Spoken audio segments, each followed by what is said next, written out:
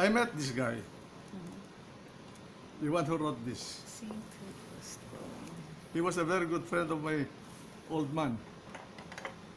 This is the history of the Aquino family, all about them, including the machination of the Americans in the Philippines. You can have this if you want to copy it. Ganyan ako kung magbasa eh, mas tinatantad ko yung kwan ko eh. May ganyan din ako, sir. It's a habit I picked up in UP Law. Leslie, I'll return to you now. Sure. You just you copy it. You Yes, can sir. have it reprinted. In Yes, fact, you do not violate any No copyright violation. no copyright. Yes, sir. Wait, it's a signed copy. That's very damaging. It disappeared. That's It was okay. all- I Walang think it was copyright all violation. bought by Cory in order to preserve her image. You can't even get that online. It's not even on Amazon. It's blocked. That's why no copyright violation. Game. Sir, can you tell us a little bit of, well, since you brought up the book, can you tell us a little bit of what is the whole Ninoy Aquino myth? Is it a myth or is it something that they propagated as a... Because did I tell you, you know what is going on now with President Duterte is similar to what went on with Marcos. During the time of Marcos, his nemesis was Aquino. Aquino was railing, pinning, bombarding Marcos every day, almost. And he made the mistake of including the wife, Imelda, and the mother of President Marcos, Doña Josefa. It's the same thing what this guy is doing now. Hitting the president, very disrespectful, And the children. Rude. And including the family of the president. You're not supposed to do that. Tama yung posture ni Presidente. Na he cannot be investigated by the ombudsman. Yes. You are not supposed to investigate the president while he is president. That's Afterwards, yes. This is immune to any suit, to any criminal prosecution. You are undermining the country the moment you do that to your president. You destroy the trust and confidence of the people, yes. to their elected ruler. Yes. I'm going to quote you on that, sir. Huh? We're going to quote you on that because there's so much noise. My God, Yes. these people have forgotten the fundamentals of our system of government. Yeah. These are fundamental things. That's why the president cannot be sued while he's president. You cannot even criminally charge him. And he can really, under our checks and balance, he can create a commission to investigate anybody. What are your thoughts, sir? Just sideline. What are your thoughts on the independence of the office of the ombudsman? The It president is subject has to our one. constitutional law. Yes, sir, but in the It's Constitution a part is of the only... entire system. He cannot be an island unto himself, herself, and become an authority without any check.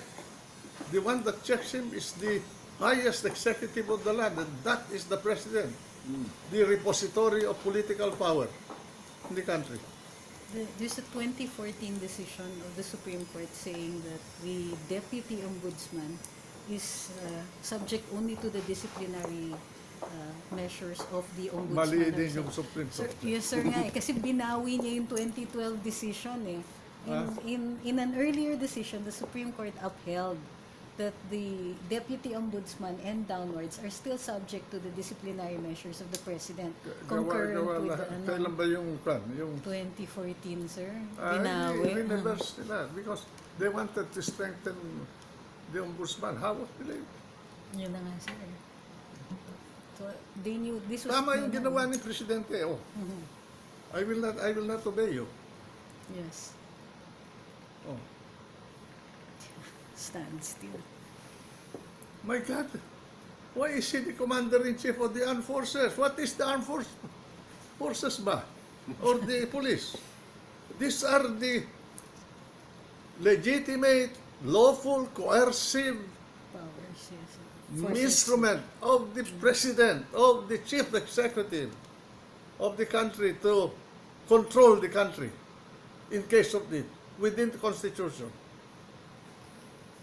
Can the Ombudsman go against that? My God. So what do you think is the strategy, sir, behind all this that's happening? Huh? From the opposition side, what are they trying to do? Oh, they want to, very obvious. Stolen eh. They will always destabilize the administration. For what? For power. They have a president on the wing. Yes, Denny. They can immobilize this president or eliminate him. They're in power again. That's right. See, yun yan eh. It's so tempting eh. What are they protecting, sir, you think? Huh? What are they protecting? They're not protecting anything. They want it. They want power. Governance. It's power.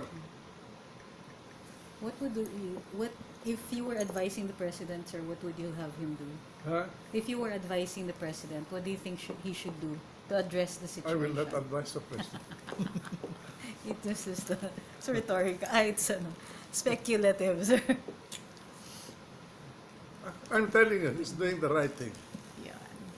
Yun yan. The president of this country is more powerful than the president of the United States. Why is that, sir? Huh? Why is that, sir? Yes, he has more executive power. He controls the police, he controls the military. The U.S. controls only the military. That's right. When we declared martial law in the country, we were not subjected to all these restrictions embedded in the 1987 Constitution. The governing doctrine at that time was Barcelona versus Baker, that the president has the absolute authority to declare martial law whenever, in his opinion, the safety of the country demands it. And no one, not even the Supreme Court, can question it. It's commander-in-chief power. Now, they wanted to emasculate the chief executive of the country in the 1987 Constitution to strengthen the enemies of the state. Yeah, that's effectively what it is. That's why they think that they can do anything now. These people who are challenging the authority of the government because they want to install a Marxist system in the country. But do you? Or do we want to be like North Korea? That's the only Yeah. prototype communist state now. Discredited na yan. So, What was the reason for martial law back in 1972, sir? What was In the 1972, we have only the Communist Party, criminality, and the MNLF, which started with the Mindanao Independence Movement in Mindanao, and it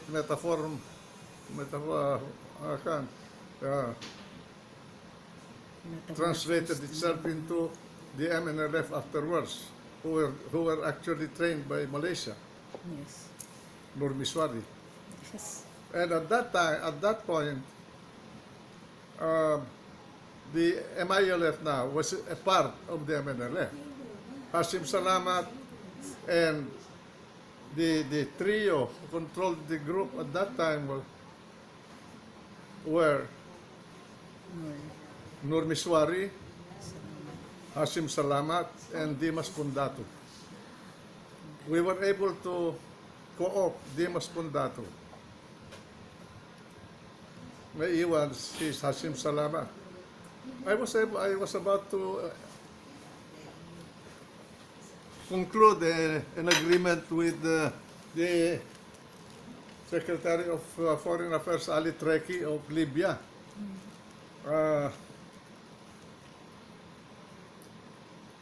After the Tripoli agreement was revised, because I objected to it, and President Marcos had to call a special meeting of the cabinet to discuss my objection. And we ended up going to Tripoli again with Mrs. Marcos and Carlos P. Romulo to renegotiate.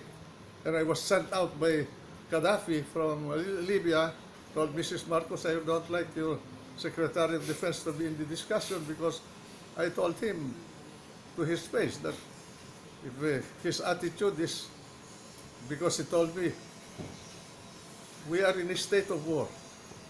And under a state of war, your constitution does not apply. And when he told me that, I said, Tito Mendoza was in front. By the way, when he said that, we were together. Because Tito supported me in my position. I was sent out. I brought Ramos, Ugbinar, and who were the other service commander at that time, out from Tripoli to Rome, because we were sent out. Early in the morning, we had to fly out. It was in Libya. You were in Libya, sir? Huh? Where were you at the time? Where were the talks held at the time? In Libya, here Tripoli. there was a negotiation in the convention center here. Early Treki was here in the Philippines, and I was head of the delegation. He was head of the delegation, but Mrs. Marcos, sa atin lang ito, did not want me to succeed because akala niya I was interested to be the successor of Marcos. Mga political play yan. And how are you with Mrs. Marcos now? Okay. They thought I was ambitious and I wanted to be president. That was their greatest mistake.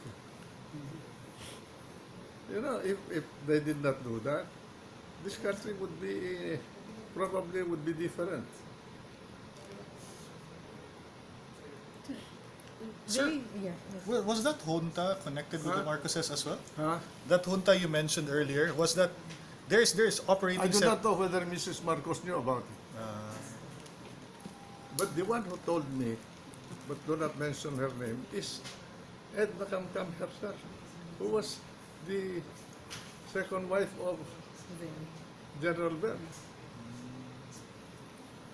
And they did not know that Edna was very close to me because the brother of her mother, the mother is Catholico, and the other brother, Alfredo Catholico, was Alfredo Catholico was the protege of my father. She sent him to school. He used to live with my father's house when he was a law student. Sir, when you heard that information, sir, did you have it verified? Did you actually have somebody validate the information? I have no doubt about the veracity of the story. And we knew already that based on our study of the preparation of General Ver and his group, we knew that something was afoot. So early in the Aquino administration, you already knew that. Early in the Aquino administration, you already knew that you weren't going to agree on a lot of things. What precipitated the drift away from Mrs. Aquino? Because they were selling the assets of Marcos. Yeah. I thought they were different, but they started raping the country. It's the same story. I talked to, well, this is off the record. I talked to Danny Lim about it also. And he said early on in the core years, they already knew that it was worse. It was They were selling, they sold security bond. yes. Then, to the law, that was his brother-in-law, Lopa, what's his first name? Rafael. Jose ba? Jose Lopa. No, sir. Was, Ricardo. Ah. Ricardo Lopa. Ricardo. Ricardo Lopa. ha? Ricardo ba yun? Si Yeah, Lopa? The brother-in-law. Yeah. The The husband of husband the of Tessie. oldest sister, Yeah. I think. The Roppongi property. Ay, oo, in Japan. The Roppongi property. Huh? The Roppongi property. Pero attempt yun. Yeah, I was subjected to ethics because of that. Yeah, that's right. I was all alone as an oppositionist in Yes, the 24-member Senate. Sir, who was pulling the strings during Huh? that time? I mean, I'm sure it wasn't Cory, or Si was it? Piping. 13. Piping. And the elder brother, sino pangalan nung married to Cacho? The eldest brother of Cory.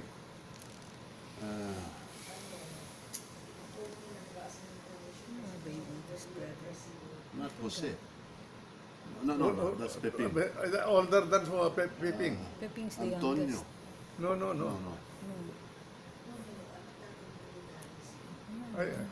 I forgot his name. Tahimik yun eh. Which brings us to the question, sir. Huh? Which brings us to the question.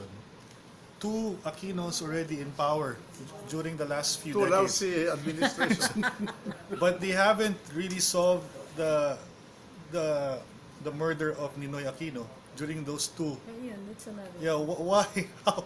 Sir, What's would you your know? What- yes, sir? What happened there? What I do happened not there? want to discuss that.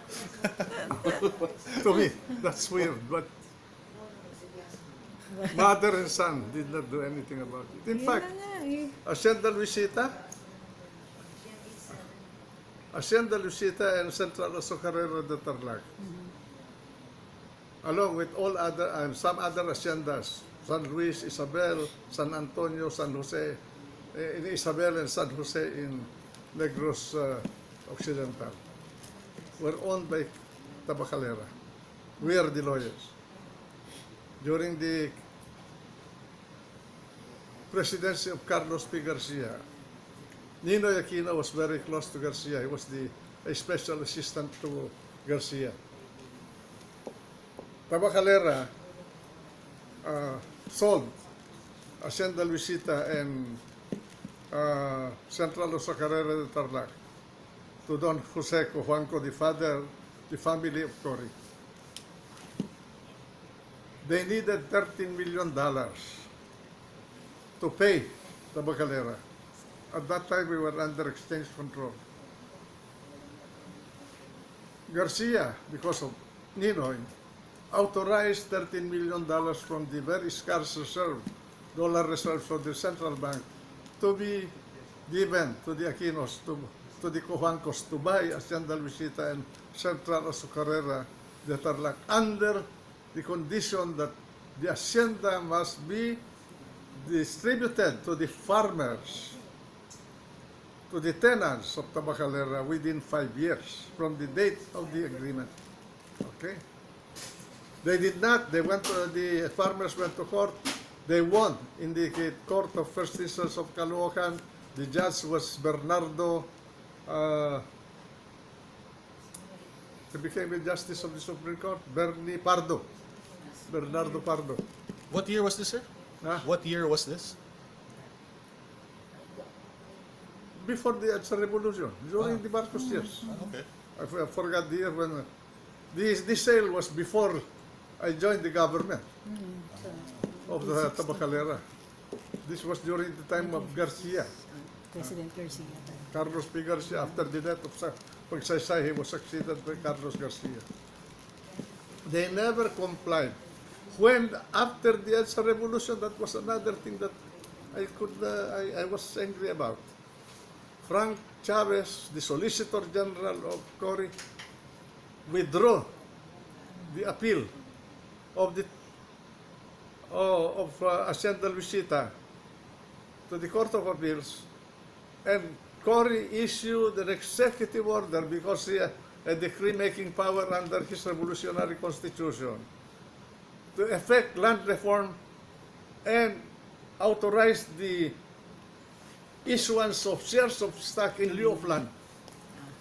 And that's why they issued shares of stock in lieu of land in the case of Hacienda Luisita to comply with that condition of the sale of Hacienda Luisita and Central Azucarera de Tarlac to the Cojuancos. Decided. Marami yan. Ako, Diyos ko. Yan ako, Kulebi. Yeah. If I did not protect that, ako lang, nag-iisa dito. Siguro nawala lahat yan. Ngayon, yung 2.5 billion na naiwan doon sa Coco Levy na kinolekta namin nung nagkaroon ng coconut oil crisis sa Pilipinas. And we had to subsidize coconut-based commercial products. This is now worth 130 billion.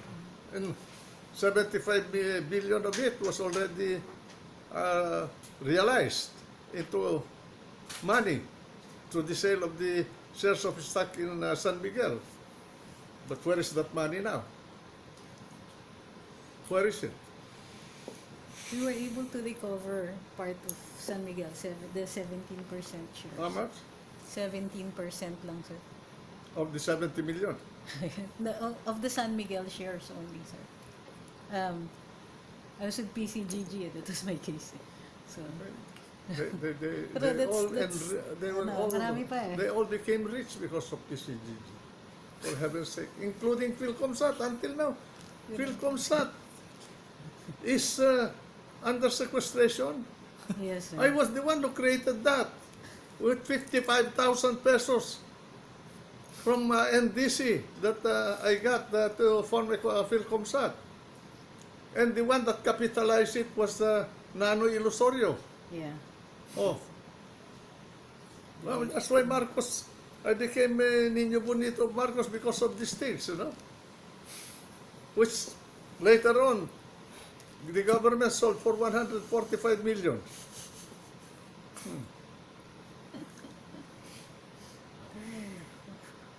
How depressing. Ano pang gusto niyo malaman? Marami yan. I'm still trying to wrap my head around the other ones. Wow. Oh.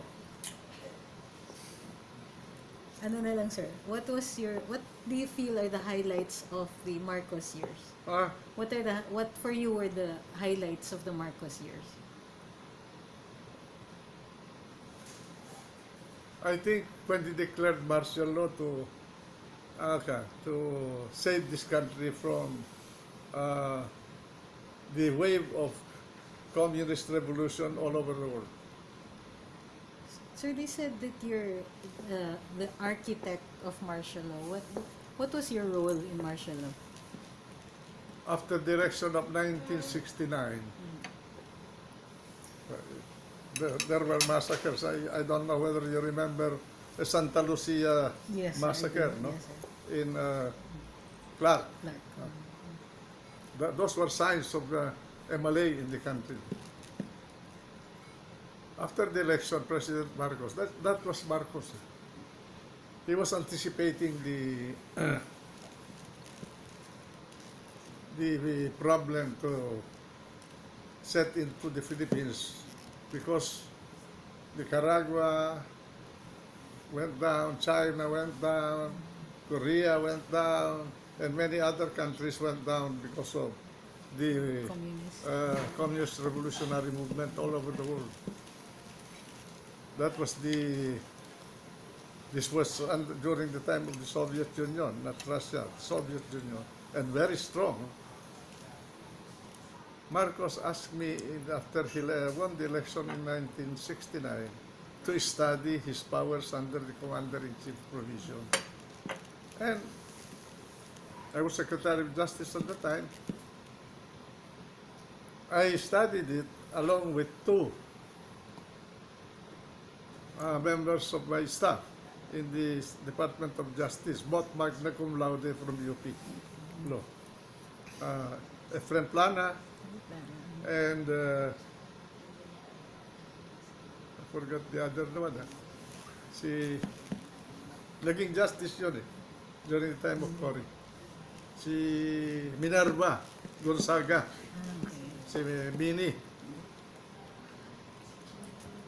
So I studied it. We prepared the compendium. Nobody knew about this. I got all the books from my law office, from our law office, brought it, old law books, American law books, put them in my house in Urdaneta, and at night I was studying it. Kaming tatlo, we prepared 1 volume of studies about the powers of the president under a martial law condition. I do not know where that volume is now. Then, after I presented the volume to President Marcos, he asked me to draft the implementing documents. So you drafted 1081, sir?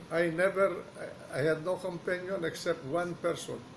I asked President Marcos to assign his confidential secretary to work with me. I did not want to involve anybody, not even a friend or Minerva, in writing the documents. So I prepared 1081, the 7 general orders, and the 7 letters of instructions. I did not know that it will be 7. Huh? But when I started thinking about it and writing the documents, ganun ang lumabas. Sir, about the... Now, yung mga drafts ko, when they renovated my house here, I had it in a room. Nawala, pati yung typewriter na ginamit ko doon when I was typing it. I type it myself. In that, by the way, this is not known to anybody. I was appointed by President Marcos after I prepared all this document as his deputy commander-in-chief. I was virtually the vice president during the martial law years. Nobody knew about this. I returned the papers to him. Mr. President, after the election of 1971, when I lost, I returned my appointment to him because I did not want to have that appointment. But before my end of 1970, he appointed me already as Deputy Commander-in-Chief of the Armed Forces. I was Secretary of Justice. No, I was already Secretary of Defense because I was transferred early in 1970 from the Department of Justice. I continued my studies and my work. At that point, wala na si Efren saka si Minerva. Sir, ano yung kwento? What's the story about your ambush? We were already under martial law. That was asked of me. How can I ambush myself then? You don't see, what happened was, there was an ambush. There's no question about it. Tirso Gador was in the car. I was the one, I transferred to another car because that used to be my Practice. modus operandi in those days because magulo na eh. And we were getting information that I was a target. So, when I passed the gate in the Wakwak, I was traveling for home. All of a sudden, a car was running beside me, made a rapid fire. Kamuntik na tinamaan si Kwan eh. Kung nandun ako sa loob ng kotse, tinamaan ako eh. Oh. But you were not in that I car. was not in the car. Now later on, I found out who did it. Is it? Well, kung na din ito. Ano mo na? Yun din. Yung mga naging junta, yun din.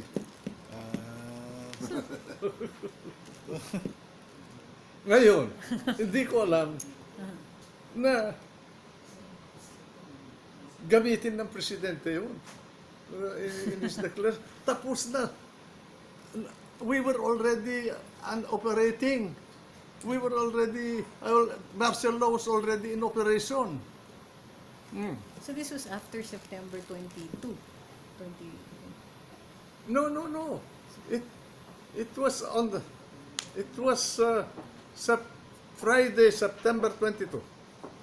When the ambush. Yeah. And then I just finished my conference with the general staff. That is why kaya, when I was preparing for the EDSA revolution, I removed all the heads of my security and all the key people in the department because I knew that they were under the control of some people in the military, and I changed the whole thing. That is why they did not know what was going on. Who was your, Imagine we organized the RAM from beginning of 1983, 84, 85. They did not know that it existed. That's, even in the case of martial law, nobody knew about that we are going to declare martial law. That's how we controlled the projects. who was your main adversary? Huh? Who was your main adversary, sir, from the other side, from the junta? FG. Who was the? The entire command. Chief of Staff. The entire command. CS. Even General Ramos, we did not, sa atin natin, we did not involve him. We were very careful because he was the cousin of the president.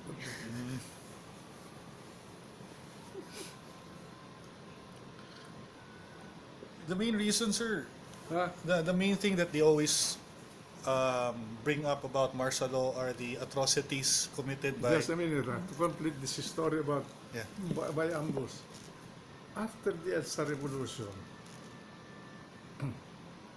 there was a writer, it's in that book of Greek, who came here and he wanted to interview me. I checked his background and I knew his link with the Communist International. Father Reuter pleaded with me to be interviewed by him. And that's why he wrote a book, Waltzing with the Dictator.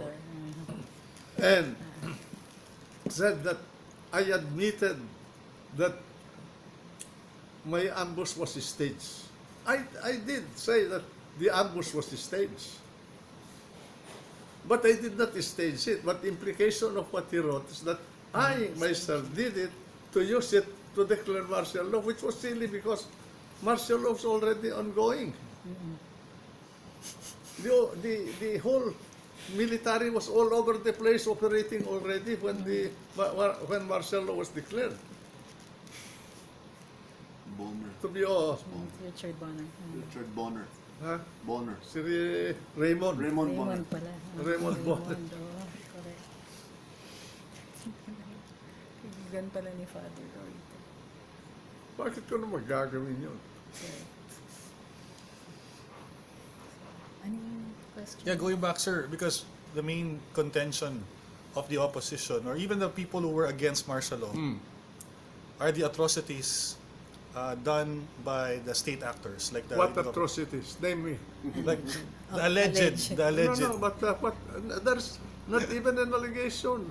They cannot. There were no atrocities. You fight. They fought us in combat. We have to kill them. How about the tortures or the thing? What torture? I know the people who were raped or si Ilaw. One of them was a woman named Ilaw. But I never heard about what's the name of this girl who became chairman of the Commission on Human Rights. Eto Rosales. Eto Rosales. I never heard that she existed during those years. So how was it really, Kung sir? isasama mo lahat yung mga jaywalker, yung mga curfew violators,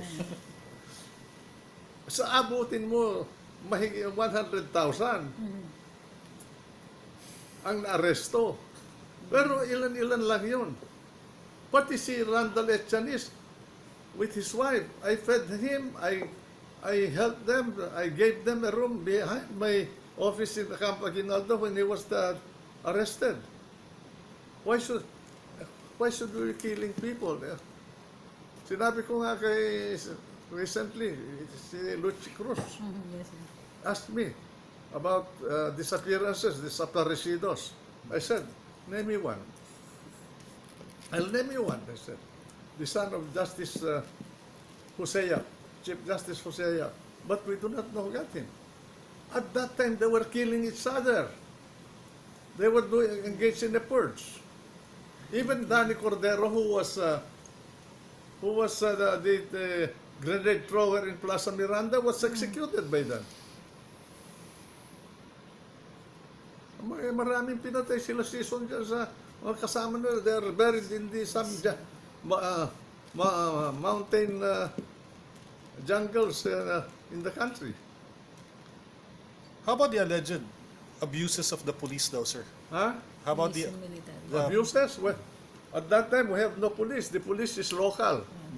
The police was the national police was the constabulary. yes, the PC? Oh. We control them. Tanungin niyo si Ping, pati si Ping, galit sa akin nung araw yan, pinahunting ko yan. Nagkamali lang sila yan. Yung si Tantiago yun, Tantiado ba yun na pinatapaan nila sa dalawang bangko and kung ano, binuhusan yata ng tubig. Oh. Sila Rolly Abadilla, sabi ko, yung gagawin yan. Alam mo, nung nag-martial law kami, I personally conducted a seminar of all the young officers for 8 months. Oh. In order to indoctrinate them. For 2 years, walang problema yun. Later on na lang, nung ginawa nila yung DISA, doon nagkaroon kami ng problema. Sir, ano That po was yan? not under my DISA. control. Huh? National Intelligence and Security Ay, Authority. The precursor of the I opposed the organization of that group, but that was the Gestapo General Burns. that they organized. Inorganize ng mga nagpaplano ng junta. So maybe, sir, that's the main period that they attribute martial law with. That's why they always bring that up. Ha? Because like you said, the NISA, ever since they formed that started all the problems, Yeah. right? And now, That was under the control of the Chief of Staff, the Presidential Security Command. so most of the things that they remember about martial law is attributed to that period. Because Yung DISA ang talagang nag-uabuso.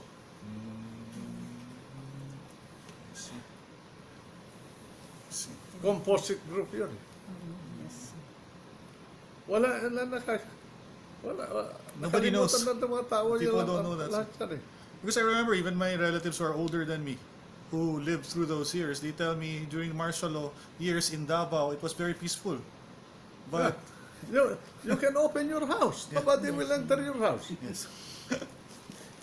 And then I think problems arose when during the mid 80s or late 80s when Late like when they organized the DISA, I think, if I remember correctly, it started to get bad about 76. Noon bad guy na ako sa mata ng mga ibang tao. They started withdrawing powers from me. You know, I was the one actually running the country for almost 4 months. President Marcos did not want to come out. I was dealing with the bankers, I was dealing with the businessmen, I was dealing with everybody because I was his duly authorized representative. That was my designation. When was this, sir? During martial law, early part of martial law, sir? Or? I decide who can travel, who can get out at night, who can... So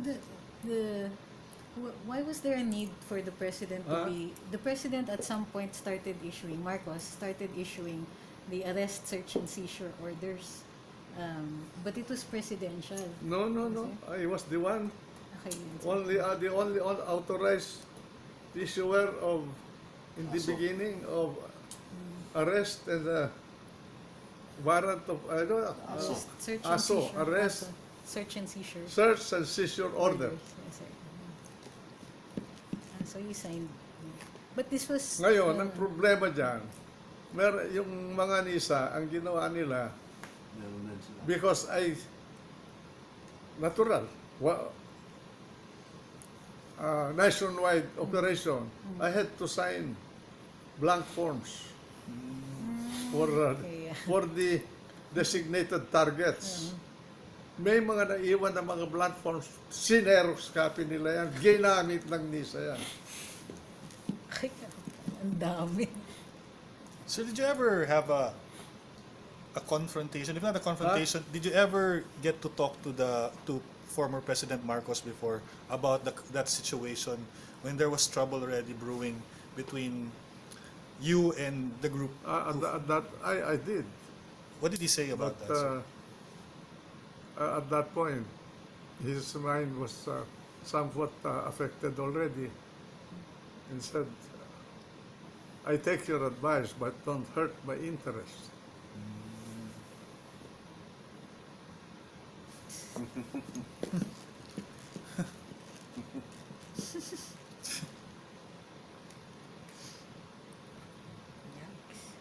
You know, ako naging. I wanted to get out.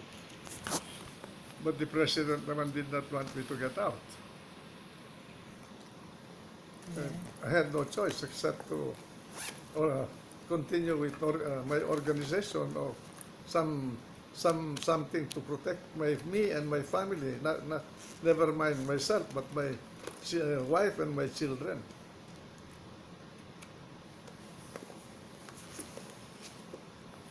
Yun ang pagkakamali nila. Pero, even then, you know, I had no deep-seated animosity against the president or against his family. How about the corruption, sir? How can you compare? Is there a way for you to compare the corruption that happened during those years, the martial law years, and the corruption? This is something that I can tell you. True, Marcos enriched himself with the power he had. Nobody will be convinced that he would not enrich himself. But he did not dip his hands into the treasury of the government. Sila Nubla, sila J.Y. Campos ng Unilar, sila Lusutan ng sigarilyo, yung mga iba pa dyan, mga nagnanara, pati sila Florendo, yung mga banana, lahat yan, pati Puerto Azul. Hindi pera ng gobyerno yun eh. Pera ng mga negosyante yun. Oh. They had to redefine ill-gotten wealth after PCGG to include that definition that the wealth accumulated as a natural resort of power, a natural result of being in power or affinity to power. So But even the emperors and dukes and accounts and no accounts in Europe in those days, they became rich because of gifts. Even now, Yes, yes. the tributary system of China, the same thing. tama yan. That's cultural. Huh? That is cultural also, sir. It's like the customs. It's like the customs. No, seriously, it's like customs. We were talking to... We should do the same thing like what they have in America. Which Once is- you're a president, they give you a pension for life, Yes. for yourself and your family. But you cannot accept any position. You cannot even engage in business. Ayan. Yeah. Better Siguro idea. hindi na paglalabanan yung presidency.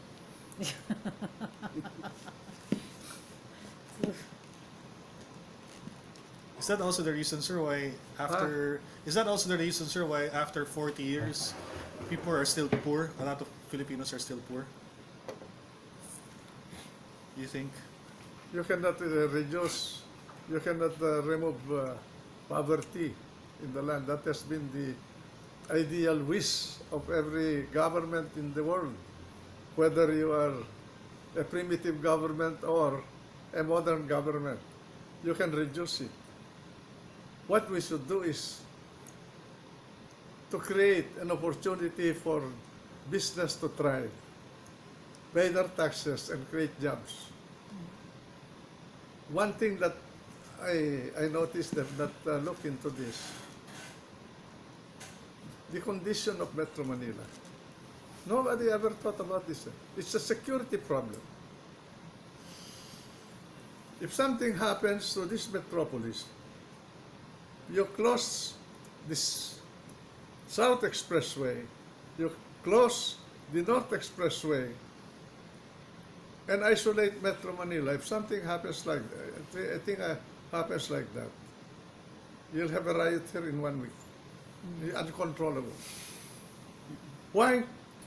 Because you concentrated your development in a very small, constricted corridor. That is the problem of your traffic now, Yeah. which you cannot solve. The only solution is, and which I have advocated, and Marcos started, by the way, this idea, disperse industries. It will be healthy for the country to disperse industries. Imagine if you are hit by Kim Jong-un with one small pellet of nuclear here in Metro Manila, you are paralyzed. All your commerce and industries are concentrated in this little enclave. Whatever happened to that, sir, when Marcos Huh? tried to initiate Marcos asked me when I was designated concurrently acting commissioner of customs to identify places where we could develop free ports. He was the one who started that. We started with Mariveles, Mactan. I identified Port Irene, Hiwan, Balabac, San Jose Antique, and several others. That's why when I became member of the House of Representatives, I passed the law making Port Irene a free port. Yes, But the only limiting factor for us then was infrastructure. We did not have roads, we did not have power lines going into these places. And we did not have the money for development. But the concept was there to widen the arteries of commerce outside of Metro Manila. On that note, sir, also the creation of state universities. Yeah, So as not to democratization of- congest Manila. So Education the pupils will just stay there in the provinces. provinces. Yeah. That's why there are many professionals now, because of the universities that Marcos created. Isabela State University, Cagayan State University. I was the one who authored the second state university during the Marcos years. The first one was Marcos State University of Ilocos Norte. The second one was Cagayan State University, followed by Isabela State University. And then every province followed suit.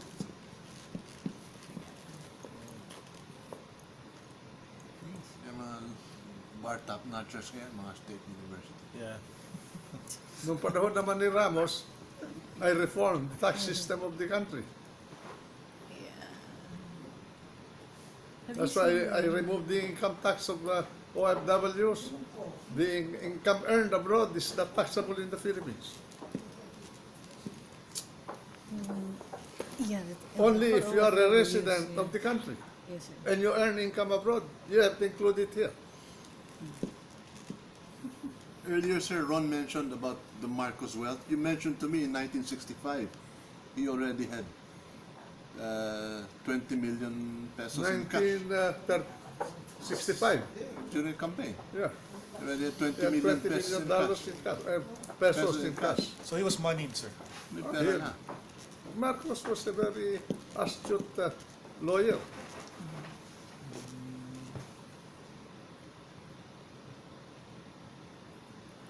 Actually, Marcos was not poor when he ran for president. Ay, ako, yan lang, banana plantation sa Davao Penal Colony, ako ang gumawa nun eh. One day, we had a cabinet meeting in Marshall Luna ito eh. The economic managers were talking about how to enhance the economy of the country. And they were talking of a good export product to develop. Hey God, why don't you try banana? Why banana? I have studies on banana from United Fruit. Marcos picked up the idea immediately. The following day, he sent Tony Florendo to me. That's the story. Yun pala yan. We talked in my house in Urdaneta Village. That's so funny. Tony, And then I released 3,000 hectares of the Davao Penal Colony in 1969. I was Secretary of Justice. so that's the story, sir. Akala before I joined the government, I had many projects. I used to do a lot of economic projects.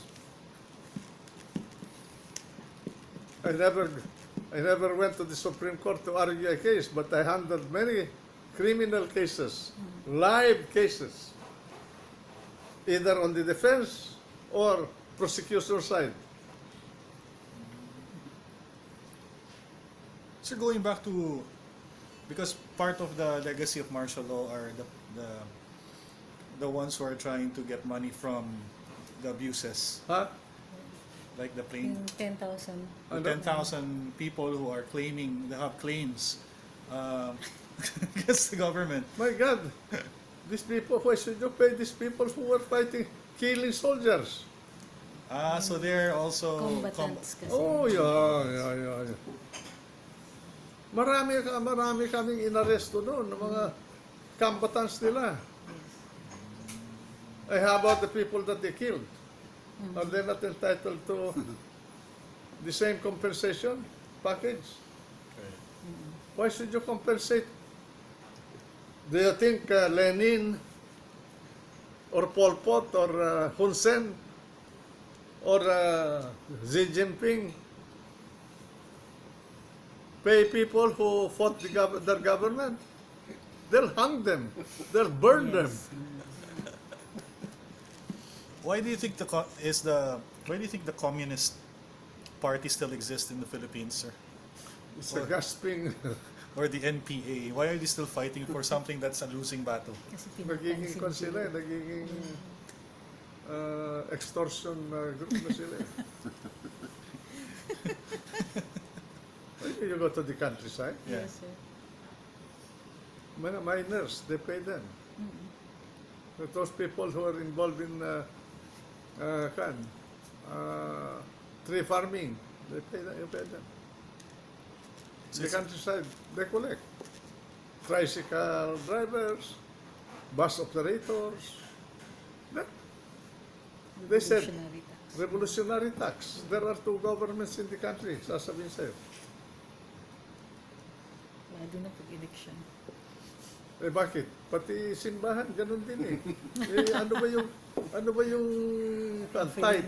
Yung Tithing. That is a tax. Yeah. That's why they're very rich. They're beyond taxation. What's the role of the CBCP, sir, in terms of, Ha? you've been in government for a long time, sir. The Catholic Church. Ganyan din sila eh. Noon. Alam mo, nung kami nag-martial law, Yes, sir. plinano yun talaga kami. Ano yun?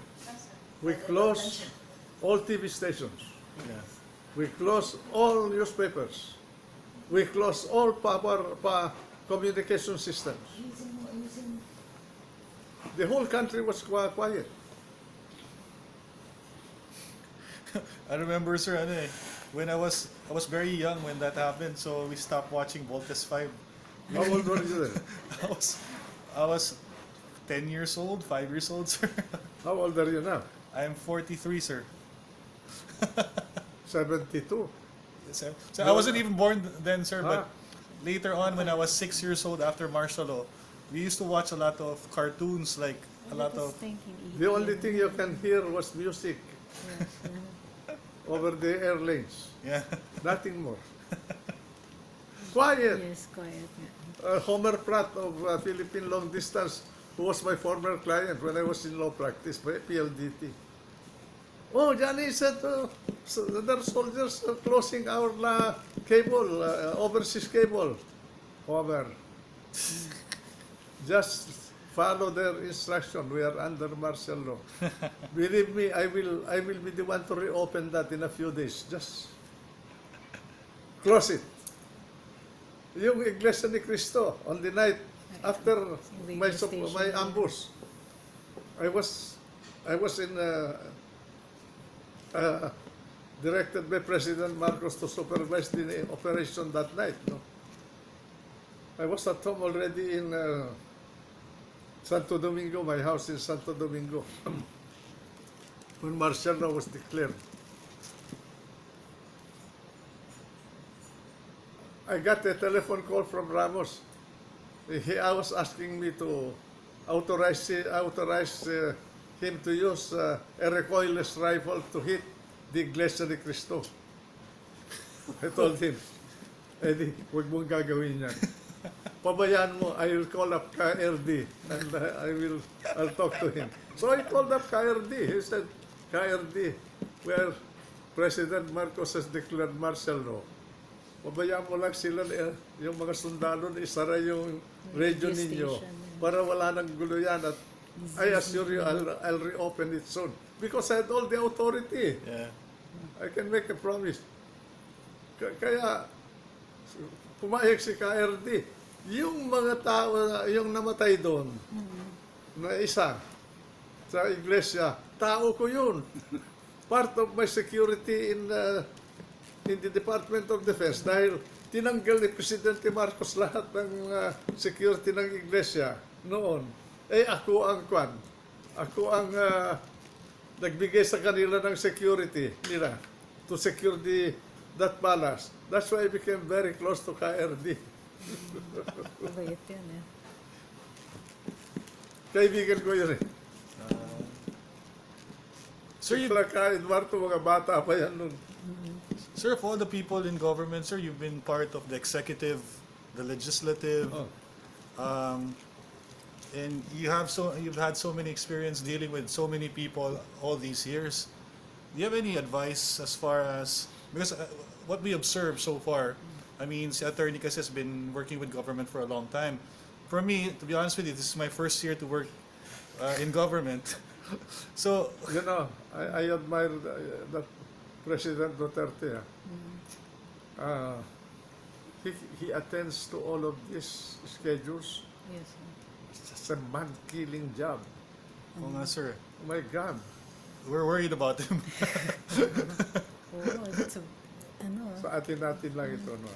Ang observation ko, he can no longer get out of that job. He has to stay on. He has become a reformist president. Yeah. yes. And if you're a reformist, that means you are conducting actually a bloodless revolution in your country. Yes. And a revolution requires consolidation and maintenance for some time, Yes. beyond your term. It's funny that you mentioned that, sir, because we're just part of a small communications team as part of the PCOO. But we have the same ideas as you presented, sir, as you said. It's all about consolidation. That's why we started talking to you, started talking to other people from everywhere. Well, if they will decide to do that, just tell me. I will conceptualize it for you. Thank you, sir. You need to plan it. You cannot do it just like going to a sari store. I said I want this toy. But you understand, sir, there will be resistance from even within. Huh? There will be resistance even within. There is Oh, already yeah. resistance. Sigurado yun. You have to, this must be initiated only by the President with a minimum number of people in order to avoid any leakage. Cannot do this and talk about it. Yes. Silence, omerta, is a gift, is a virtue. So can we consult with you, sir, from time to time, sir, regarding this? Anytime. I have nothing to do. The only thing I do is to go to the province, swim in the dalag and paltat. Sarap. Because we're trying to help the president, sir, even if he doesn't know it. Huh? We also want to have a private session with him so we can discuss these things because there are a lot of people involved. With what he's doing now. I'm sorry to say, maybe he is the difference. He cannot dismount the tiger. He has ridden a tiger. Until he has controlled and defined that tiger, he must keep on. Sir, how did you ever deal with factions within government? Huh? I'm sure you know. They didn't bother me. I did my work without. I prepared for them. But you collaborated with some of them also, sir? I had no faction. I was working alone. Even done this business, without my help, he would not be as rich as he is now. I never talk about it. You can ask him. He knows. He will tell you. Still alive. One of the reasons why we wanted to talk to you, sir, is because we wanted really to consult with you about Anytime. government. Pro bono. He- Because For we the want, country. This is por la patria. yes, sir. yes, sir. Yes, sir. Because what he's doing, he's a reforming president.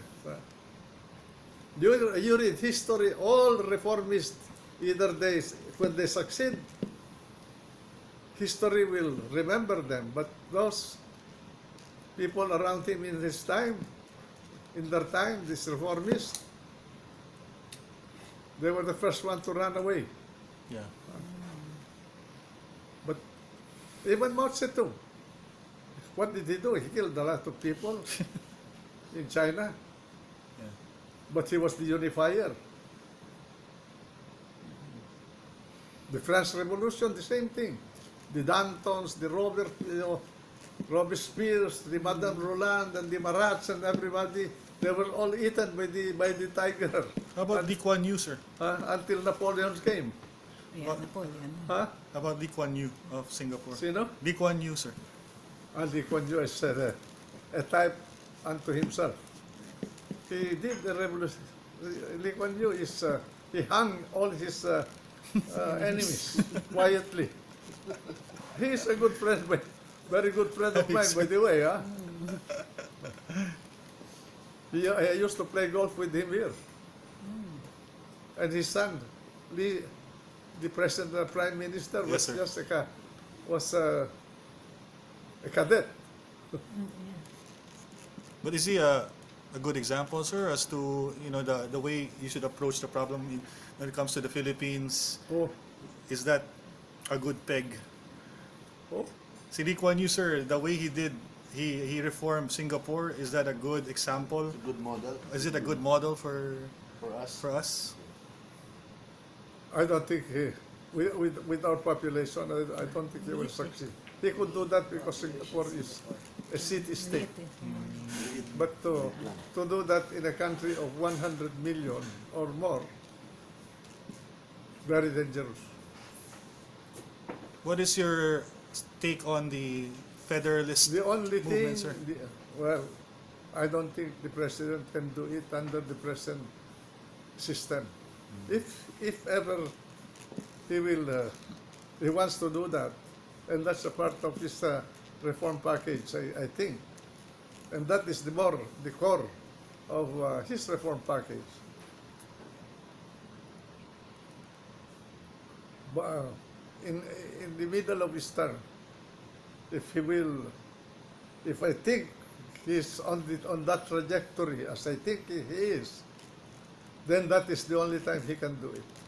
He will have to write his own constitution, and that's it. No one else. Don't involve the Senate and the House. In the first place, they do not know what it's all about. Attorney Trixie had an idea before, sir. She said, Huh? Attorney Trixie had an idea. We cannot pattern our laws or Don't copy. don't Yeah, copy. exactly. We have to create our own because we have a very If I special. were in his place, I will just convert all the regions as 16 regions, Yes. as we had before, into states. Like what Napoleon did in France after the French Revolution. He created the prefectures.